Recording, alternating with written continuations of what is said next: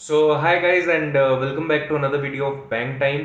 आज एक ये वीडियो जो मैं लेके आया हूँ ये उस एग्ज़ाम के लिए लेके आया हूँ जिसकी एग्ज़ाम डेट के लिए हम कितने टाइम से वेट कर रहे थे। बहुत टाइम से सब लोग वेट कर रहे थे। In fact I was even waiting for the exam date. तो उस एग्ज़ाम जो EPFO SSA का एग्ज़ाम है उसकी डेट आ चुकी है और उसी से रिलेटेड आज हम बात करने वाले हैं। EPFO ने दो एग्ज़ाम्स अभी रिसेंटली कंडक्ट करवाए थे। जो AORO का था तो वो यूपीएससी कंडक्ट करवा रही थी। उसकी जो एग्जाम कंडक्टिंग बॉडी थी, AORO जो एग्जाम था EPFO का, उसकी एग्जाम कंडक्टिंग बॉडी यूपीएससी थी।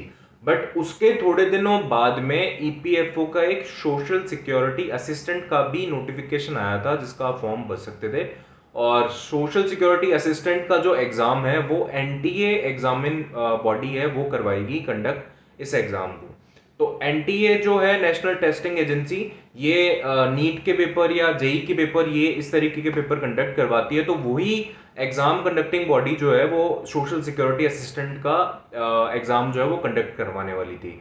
तो उसके लिए काफी दिन से ये सबके प्रिडिक्शन चल रही थी कि हो सकता है कि जून एंड में हो जाए, क्योंकि जो फॉर्म्स थे उनकी फॉर्म्स की डेट बहुत पहले ओवर हो चुकी है। तो सबका मानना था कि हाँ, जून के एंड तक एग्जाम हो सकते हैं, या फिर बाद में फिर पता कुछ लोगों को लगा था कि जुलाई के स्टार्टिंग में एग्जाम हो जाएंगे, बट वैसा भी नहीं हुआ।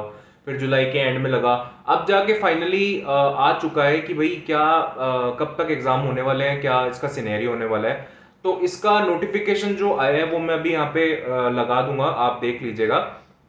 तो इसके नोटिफिकेशन के अकॉर्डिंगली हमारा जो एसएससी का जो एग्जाम है, वो स्टेनो के लिए जो है वो 1 अगस्त को होने वाला है। और जो हमारा सोशल सिक्योरिटी असिस्टेंट के लिए जो एग्जाम है, जो इसके अंदर EPFO कंडक्ट करवा रही है, तो EPFO स्टेनोग्राफर का भी कंडक्ट करवा रही है और सोशल सिक्योरिटी असिस्टेंट का भी कंडक्ट करवा रही है। तो एसएससी वाला जो एग्जाम है वो 18 अगस्त से स्टार्ट होकर 23 अगस्त तक आई थिंक है। बाकी अभी नोटिफिकेशन में आपने देख लिया होगा। तो 18 अगस्त से लेके 23 अगस्त तक इसकी लास्ट डेट रहेगी एग्जाम की। तो 18 अगस्त से हमारा स्टार्ट होने वाला है। तो आज 5 जुलाई हो चुकी है ऑलरेडी, और 5 जुलाई के बाद में हमारे पास में अभी 1 महीना और 13 दिन अप्रोक्सीमेटली बचे हैं जब हमारा एग्जाम होने वाला है। तो अभी भी टाइम है हमारे पास में कि हम इस एग्जाम के लिए प्रिपरेशन कर सकते हैं अच्छे से, कोई दिक्कत वाली बात नहीं है। और जैसा कि बीच में एसएससी वाले एग्जाम्स भी स्टार्ट होने वाले हैं, ठीक है ना। तो एसएससी वाले एग्जाम जो है मैं आई थिंक 14 जुलाई से स्टार्ट हो जाएंगे और आगे चलते रहेंगे। तो आपकी प्रिपरेशन अगर हुई हुई है तो आप एसएससी का एग्जाम तो दे ही सकते हैं आराम से। उसके बाद में जस्ट बाद में एसएससी का एग्जाम है, तो आपको ऐसे कोई मेजर प्रॉब्लम आएगी भी नहीं उस चीज के अंदर। तो आप इजीली एसएससी का एग्जाम भी दे सकते हैं। जो एसएससी के एस्पिरेंट्स हैं मैं उनके बारे में बात कर रहा हूँ। बाकी जो बैंकिंग एस्पिरेंट्स हैं उनके लिए अभी आरआरबी पीओ का एग्जाम है। आरआरबी पीओ के एग्जाम के साथ साथ में आपको एसएससी का भी एग्जाम देना है। तो हाँ, आप दे सकते हैं। इसके अंदर जो कुछ टॉपिक, जैसे कई जने बोल रहे हैं, मुझे पर्सनली ऐसा नहीं लगता कि एडवांस जो मैथमेटिक्स है उसके बहुत ज्यादा टॉपिक वो कंसीडर करेंगे या ऐसा कुछ होगा, क्योंकि बैंकिंग एस्पिरेंट्स बहुत सारे हैं जिन्होंने इस फॉर्म को भरा है। क्योंकि लास्ट टाइम जो एग्जाम कंडक्टिंग बॉडी थी वो आईबीपीएस थी। तो ये ड्रास्टिकली एकदम चेंज नहीं कर सकते या कंप्लीटली पैटर्न चेंज नहीं कर सकते उस चीज का, क्योंकि अगर लास्ट ईयर बैंकिंग पैटर्न पे एग्जाम जो है वो बेस्ड रहा है तो कुछ ना कुछ सोच समझ के रहा होगा। तो वो कंप्लीटली उस चीज को चेंज नहीं करेंगे। बट हाँ, फिर भी थोड़ा बहुत, जैसे आपको रीजनिंग के अंदर, लॉजिकल रीजनिंग के अंदर पजल देखने को मिल गया, या जो बैंकिंग की कुछ चीजें होती है वो देखने को मिल गई। बट हाँ, अर्थमेटिक में एडवांस लेवल का अर्थमेटिक या एडवांस लेवल की मैथमेटिक्स जाना मुझे नहीं लगता कि इतना ज्यादा होगा। अगर क्वेश्चंस आएंगे भी अलजेब्रा ट्रिग्नोमेट्री के, वो काफी लो लेवल के होंगे, काफी हाई लेवल के नहीं जाएंगे। तो इसके एग्जाम के पैटर्न के बारे में बात कर लेते हैं, इसके क्वेश्चंस के बारे में बात कर लेते हैं, सब्जेक्ट के बारे में एक ग्लिम्स में बात कर लेते हैं। ग्लिम्स दे देता हूं मैं आपको। सबसे इंपॉर्टेंट जो इसके अंदर सेक्शन रहेगा वो इंग्लिश का सेक्शन रहेगा। तो इंग्लिश के एक्चुअल में अपने 200 मार्क्स है, जो जहां पे 50 क्वेश्चन इसके अंदर इंग्लिश में आने वाले हैं। तो हर क्वेश्चन हर सब्जेक्ट में 4 मार्क्स कैरी करता है। 1 मार्क्स जो है वो नेगेटिव मार्क्स का है इसका।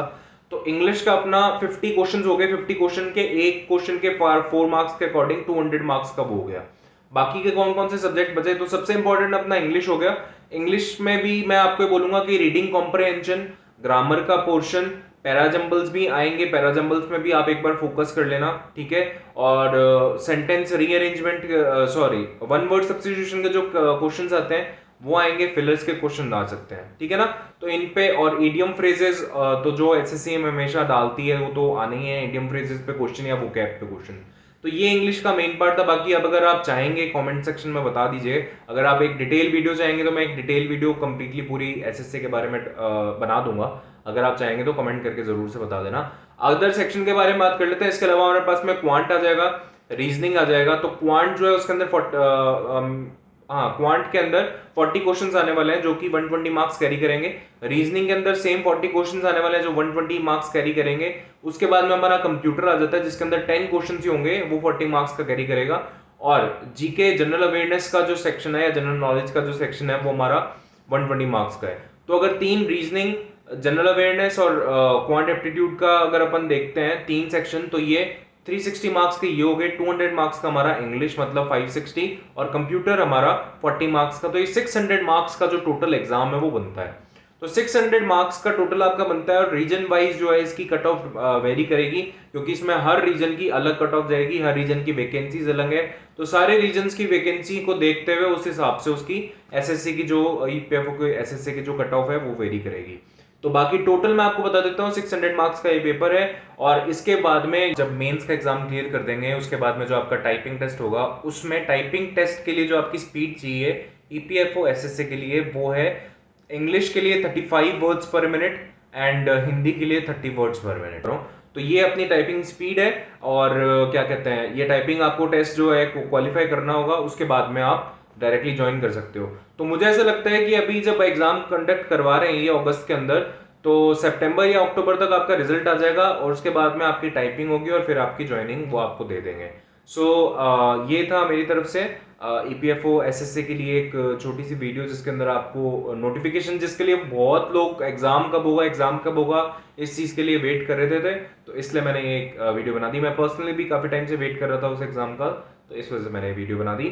All the very best to all of you. आप सबको ऑल दी बेस्ट, जो भी एसएससी एस्पिरेंट्स हैं, जो उन जिनका भी एग्जाम है और जो भी आरआरबीपीओ के लिए तैयारी कर रहे हैं उनको भी मेरी तरफ से all the very best. And stay updated, subscribe to the channel and like the video if you like it. Okay, so मिलते हैं नेक्स्ट वीडियो के अंदर, तब तक के लिए बाय।